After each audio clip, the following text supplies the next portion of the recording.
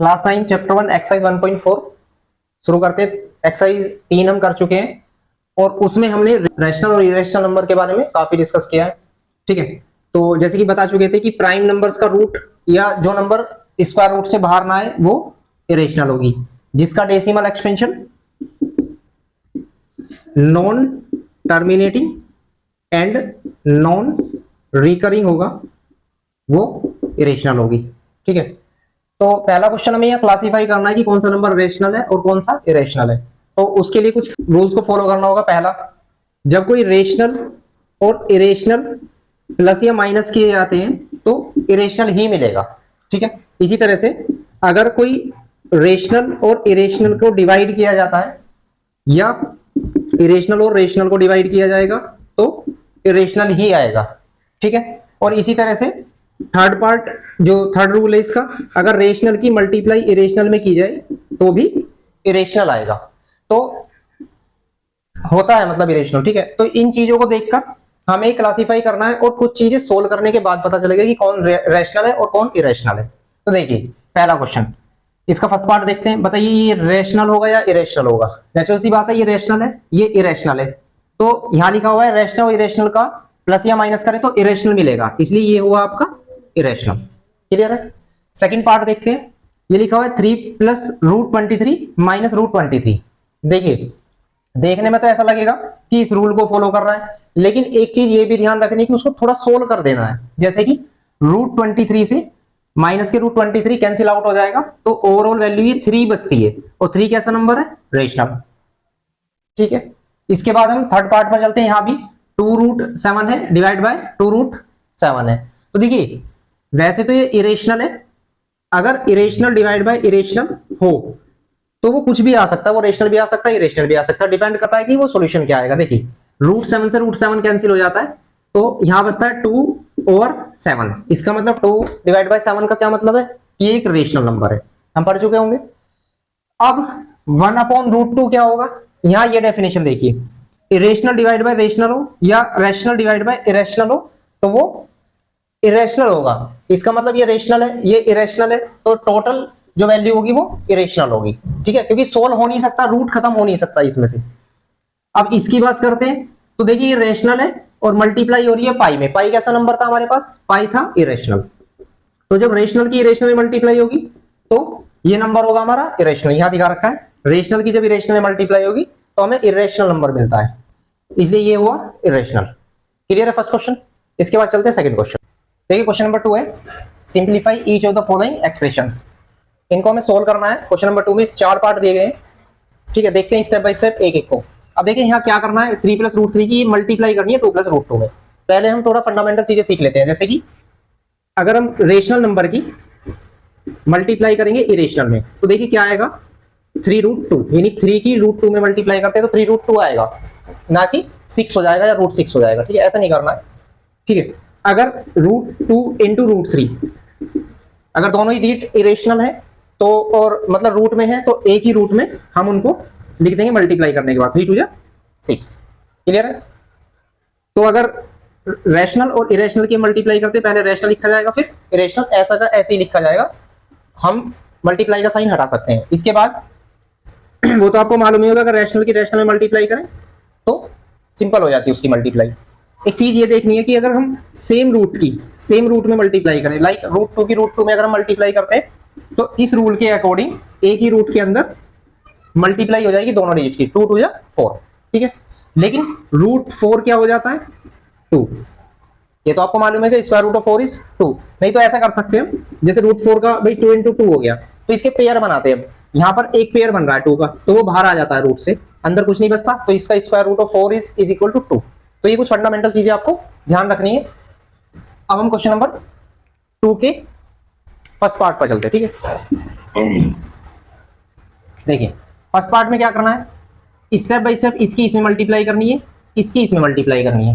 ठीक है, इसके बाद इसकी इसमें मल्टीप्लाई करनी है और फिर इसी डिजिट की इसमें, यानी एक एक डिजिट की दोनों में मल्टीप्लाई होगी। अब देखिए 3 की 2 में मल्टीप्लाई करते 3 2 6, फिर 3 की √2 में मल्टीप्लाई करते, जैसा अभी बताया ये रैशनल है ये इरेशनल है, तो वो आ जाएगा 3√2।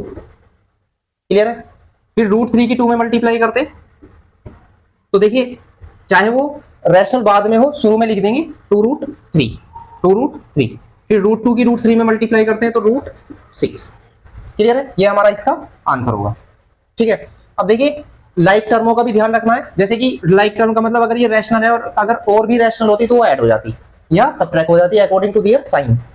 अगर इसकी बात करें तो देखिए ये लाइक टर्म क्या होगी, जैसे कि 3√2 और 2√2, ये लाइक टर्म बोलते हैं इन्हें, सेम रूट होना चाहिए तब ये एडिशन हो सकता है इनका। और एडिशन ऐसे होगा, इन दोनों को ऐड करेंगे 3 और 2 5√2, √2 एक ही बार आ जाएगा। ठीक है, इसी तरह से इनका सब्ट्रैक्शन होता है। ऐसा नहीं हो सकता जैसे यहां लिखा हुआ है कि 3√2 को हम 2√3, ये दोनों डिफरेंट है इसलिए हम इनको ऐड नहीं कर सकते, इसको यहीं छोड़ देंगे। क्लियर है, इसके बाद हम क्वेश्चन नंबर इसका सेकंड पार्ट देखते हैं। देखिए क्या लिखा हुआ है, 3 + √3 और 3 - √3। ठीक है, इसमें क्या होना है, सेम प्रोसेस हम अप्लाई कर देंगे जो हमने इसमें अप्लाई किया। देखिए 3 की पहले इसमें और फिर इसमें मल्टीप्लाई करेंगे, तो 3 की 3 में मल्टीप्लाई करते हैं, 3 3 या 9। अब 3 की √3 में मल्टीप्लाई करते हैं, साइन का भी ध्यान रखना है, इसका साइन प्लस का, ये माइनस, प्लस और माइनस की जब मल्टीप्लाई करते हैं, प्लस के साइन की मल्टीप्लाई करते हैं माइनस में तो हमारा साइन आता है माइनस का, और अगर माइनस की मल्टीप्लाई करते हैं माइनस के डिजिट में तो साइन आता है प्लस का। ठीक है, ये प्लस का है, ये माइनस का, तो ओवरऑल माइनस आएगा। और 3 की √3 में मल्टीप्लाई करते हैं तो 3√3। ठीक है, इसके बाद हम सेम प्रोसेस √3 की पहले इसमें मल्टीप्लाई करेंगे, फिर √3 की √3 मल्टीप्लाई करेंगे। अब देखिए √3 की 3 में मल्टीप्लाई करते हैं तो प्लस के 3√3 आएगा, क्योंकि साइन का भी ध्यान रखना है आपको, ये प्लस का, ये प्लस का, तो प्लस आ गया। ठीक है, प्लस प्लस तो प्लस ही आता है। इसके बाद √3 की √3 मल्टीप्लाई होगी, देखिए इसका प्लस का साइन है, इसका माइनस का, तो माइनस आ गया। जब √3 की √3 मल्टीप्लाई हुई तो जैसे कि हमने बताया था कि √2 की √2 में मल्टीप्लाई करेंगे, या तो ओवरऑल उसे लिख दीजिए √4 और सॉल्यूशन आएगा 2। ठीक है, और अगर हम √3 की √3 में मल्टीप्लाई करते हैं तो √9 आएगा, जिसका स्क्वायर रूट होता है 3।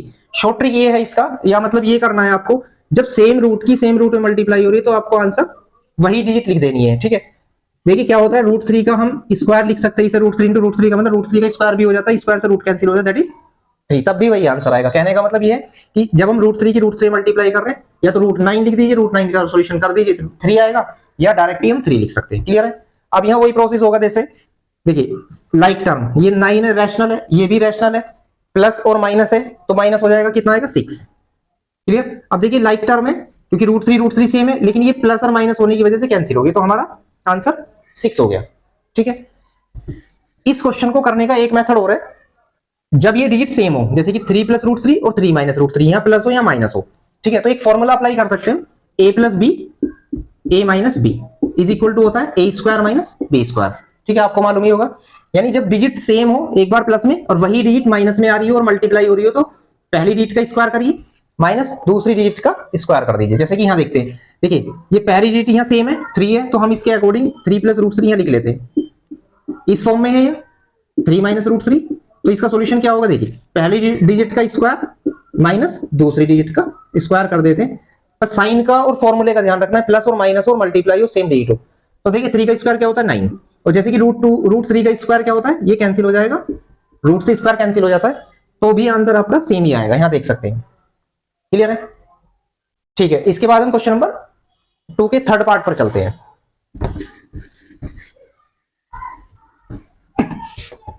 देखिए इसका थर्ड पार्ट क्या है, √5 + √2 का होल स्क्वायर। ठीक है, अब देखिए होल स्क्वायर का क्या मतलब होता है, जैसे कि a का होल स्क्वायर है, इसका मतलब होता है a × a, यानी उसी नंबर की 2 बार मल्टीप्लाई। क्यूब है तो उसको हम 3 बार मल्टीप्लाई, 4 है तो 4 टाइम्स उसकी मल्टीप्लाई कर देते हैं।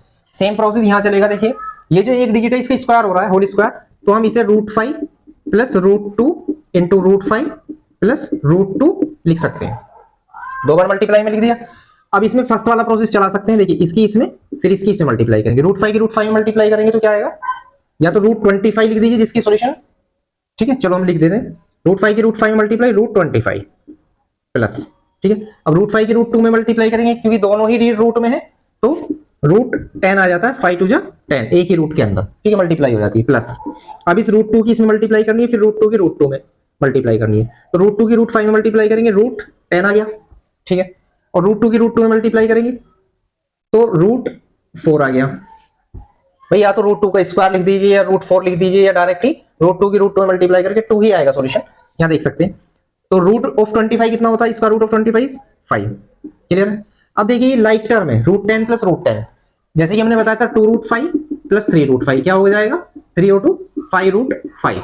ठीक है, ये डिजिट जुड़ती है इसमें ऐड होंगी, लेकिन यहाँ क्या है, यहाँ कोई डिजिट नहीं दे रखी तो हम 1 मानकर चलते हैं। तो 1√10 ये है, 1√10 ये है, 1 और 1 ये शुरू के नंबर देखिए, हम 1 लिख सकते हैं। 1 को अक्सर लिखते नहीं है बस, लेकिन ध्यान रखना है कि यहाँ 1 होता है, तो 1 और 1 ऐड हो गया तो 2√10। ठीक है, 1 नहीं लिखते इसका रीजन ये हो सकता है या ये है कि जब किसी भी चीज में 1 की मल्टीप्लाई करते हैं ओवरऑल तो वो तो वही आएगी, तो 1 लिखने की हमें कोई जरूरत नहीं है। ठीक है, ये हो गया। प्लस √4 का मतलब होता है square root of 4 is 2। Clear है? और जो रेशनल है ये दोनों ऐड हो जाएंगे, 5 और 2 7 प्लस 2√10 हमारा इसका आंसर होगा। ठीक है, अब चाहो तो इसी क्वेश्चन को हम एक और फॉर्मूला अप्लाई कर सकते हैं, a प्लस बी का होल स्क्वायर, जो कि होता है a स्क्वायर प्लस 2ab प्लस बी स्क्वायर। ठीक है, ये ऐसे भी लिखा जाता है a square plus b square plus 2ab। ठीक है, क्योंकि ये इस फॉर्म का है, √5 प्लस √2 का होल स्क्वायर। एक तरह से ये a है ये b है।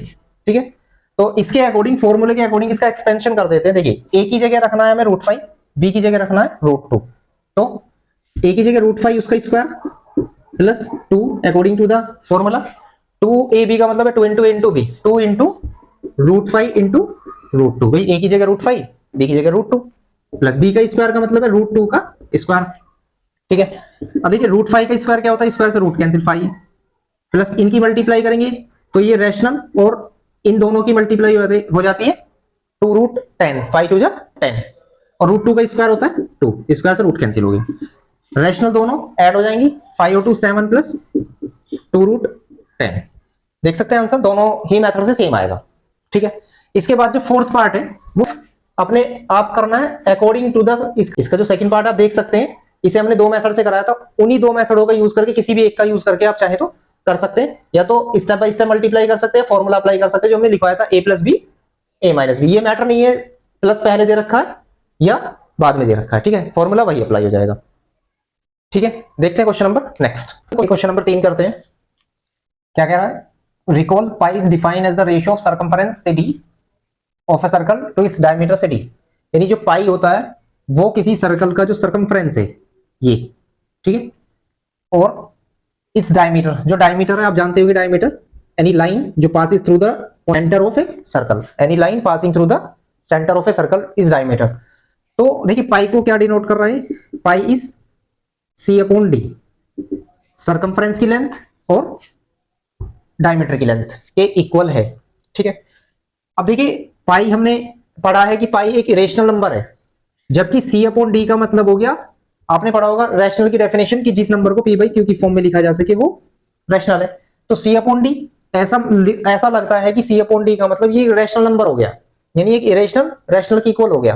ठीक है, तो दिस सीम्स टू कॉन्ट्राडिक्ट, ऐसा इसका विरोध करता हुआ दिखाई दे रहा है कि पाई तो एक इरेशनल है but c upon d is irrational है। ठीक है, तो आप इस कॉन्ट्राडिक्ट को किस तरह से सोल्व करेंगे हमें ये बताना है। ठीक है, देखिए यहां पर कोई कॉन्ट्राडिक्शन नहीं है, एक्चुअल में क्या है, देखिए सबसे पहले हम जब भी किसी स्केल से मेजरमेंट करते हैं, ठीक है, रफली जैसे कि यहां पर मान लीजिए 0 हो गया, यहां पर 1 हो गया और यहां पर 2, तो क्या होता है जब हम मेजरमेंट करते हैं, सपोज 1 सेंटीमीटर हम मेजर करते हैं, तो हम क्या करते हैं उसमें अप्रोक्सीमेट वैल्यू लेते हैं। ऐसा नहीं है कि हम जैसे हमारी स्केल मान लीजिए हमारा थोड़ा सा डिस्टेंस हल्का सा भी आगे हो गया तो हम ये नहीं कहते कि उसे 1.001 हो गया ये। ठीक है, हम सीधा सीधा उसे 1.001 को भी कि अप्रोक्स ये इक्वल 1 है, हम ऐसा मान लेते हैं जब हम मेजरमेंट करते हैं स्केल से। ठीक है, तो अब देखिए यहां पर क्या होता है, तो इसी तरह से जब हम इसकी सर्कमफ्रेंस को मेजर करेंगे तो सर्कमफ्रेंस को मेजर करने का मतलब ये हो गया कि हम ये नहीं कह सकते एग्जैक्ट कि ये रेशनल होगी या इरेशनल, यानी सपोज सी आती है 44 सेंटीमीटर और डिवाइड बाय डी आती है 14 सेंटीमीटर, क्योंकि हमें पता है पाई की वैल्यू 22/7 होती है। ठीक है, तो हमने इसको कैलकुलेट करके ये ला दिया। ठीक है, 22/7। अब देखिए क्या है कि पाई की वैल्यू होती है, पाई एक इरेशनल नंबर है, सबसे पहले ये ध्यान रखना है, पाई की वैल्यू होती है 3.1415 और डैश डैश इंफिनिटी तक चलती है ये। ठीक है, अब देखिए 22/7 की वैल्यू कितनी होती है, पहले हम ये देख लेते हैं। 22 हम 7 से डिवाइड करके 7 3 21 दैट इज 1 पॉइंट लगा 0, 7 1 7 और 3 पॉइंट लगा 0, 7 4 28 2 पॉइंट लगी हुई है 0, 7 3 7 2 जा पर चल जाएगी 14, इस तरह से चलेगा। ठीक है, तो इसकी अप्रोक्सीमेट वैल्यू आ जाती है 3.142 और थोड़ा सा आगे चलेगी। देखिए इरेशनल क्या था, इरेशनल नंबर था जो non terminating and non recurring हो।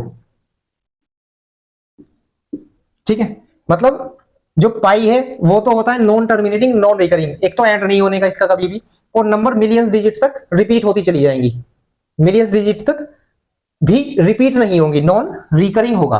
ठीक है, जबकि 22/7 एक रेशनल नंबर है। अब आप ये देखिए जो इसकी वैल्यू है 3.142 और 3.1415 इस तरह से, तो ये दोनों वैल्यूज जो है ना लगभग सेम है।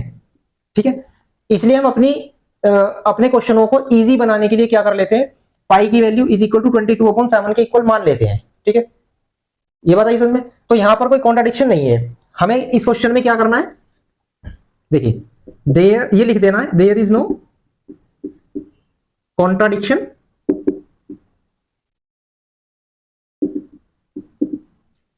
When we measure any distance with the help of scale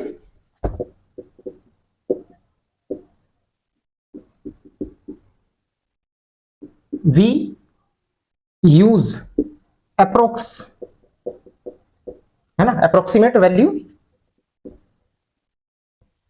तो हमें क्या है, हम अपनी कैलकुलेशन को इजी बनाने के लिए हम अप्रोक्सीमेट वैल्यू लेते हैं, इसलिए जो पाई की वैल्यू है वो 22/7 की वैल्यू है, ये लगभग सेम होती है, इसलिए हम पाई को 22/7 मान लेते हैं। लेकिन ये बात ध्यान रखना है कि pi is not equal to 22/7, जैसे कि हमने यहाँ प्रूव भी कर दिया कि पाई की वैल्यू तो जब जो कुछ मैथमेटिशियन थे उन्होंने निकाली तो 3.1415 इस तरह से चलती जा रही है, और 3.14, जबकि 22/7 की वैल्यू है ये 3.142, आगे भी थोड़ा सा चलेगा लेकिन ये टर्मिनेटिंग हो जाएगी। तो ये टर्मिनेटिंग ना हो तो ये ऐसा होगा, इसकी जो वैल्यू होगी ना वो हो जाएगी आपकी नॉन टर्मिनेटिंग बट रिकरिंग। ठीक है, और हमने बताया कि जो वैल्यूज नॉन टर्मिनेटिंग और रिकरिंग होगी वो रेशनल होती है। अब इसको सोल्व करेंगे थोड़ा सा आगे, तो ये नॉन टर्मिनेटिंग एंड तो होने का नहीं लेकिन रिकरिंग होना, रिपीट होना शुरू हो जाएगा। इसलिए क्या है, जो 22/7 और इसको हम इक्वल मान लेते हैं। ठीक है, देयर इज नो कॉन्ट्राडिक्शन, क्योंकि हम अप्रोक्सीमेट वैल्यू लेते हैं अपनी सुविधा के लिए। ठीक है, ओके नेक्स्ट क्वेश्चन देखते हैं। रिप्रेजेंट रूट 9.3 और नंबर लाइन, नंबर लाइन पर रूट 9.3 को रिप्रेजेंट कर, नंबर लाइन पर कोई भी पॉजिटिव रियल नंबर जो है उसको रिप्रेजेंट किया जा सकता है, नहीं पॉइंट का कोई भी नंबर या विदाउट पॉइंट हो, पॉजिटिव इंटीजर्स या रियल नंबर। ठीक है, उसको नंबर लाइन पर रिप्रेजेंट किया जा सकता है। अब रूट 9.3 को देखिए कैसे रिप्रेजेंट करते हैं। सबसे पहले एक लाइन ड्रॉ करेंगे, सपोज ये भी। ठीक है, ये लाइन आपको 9.3 सेंटीमीटर लेनी है जितना भी यहाँ गिवन है। इसके बाद इस लाइन को 1 सेंटीमीटर एक्सटेंड करेंगे, यानी 1 सेंटीमीटर की डिस्टेंस और आगे बढ़ा देंगे, ये सपोज 1 सेंटीमीटर होगी। ठीक है, पॉइंट सी। अब हमें लाइन AC का लाइन सेगमेंट AC का परपेंडिकुलर बाइसेक्ट करना है, इसका मतलब AC का मिड पॉइंट फाइंड करना है। और मिड पॉइंट फाइंड कैसे होता है, देखिए हमें क्या करना है, कंपास लेंगे, A पर रखेंगे और इस लाइन की जो AC लाइन है आधे से ज्यादा डिस्टेंस लेंगे। ठीक है, लगभग सपोज करके यानी अंदाजे से आधे से ज्यादा हमने डिस्टेंस ले ली, एक आर्क ऊपर यहां से और एक आर्क नीचे।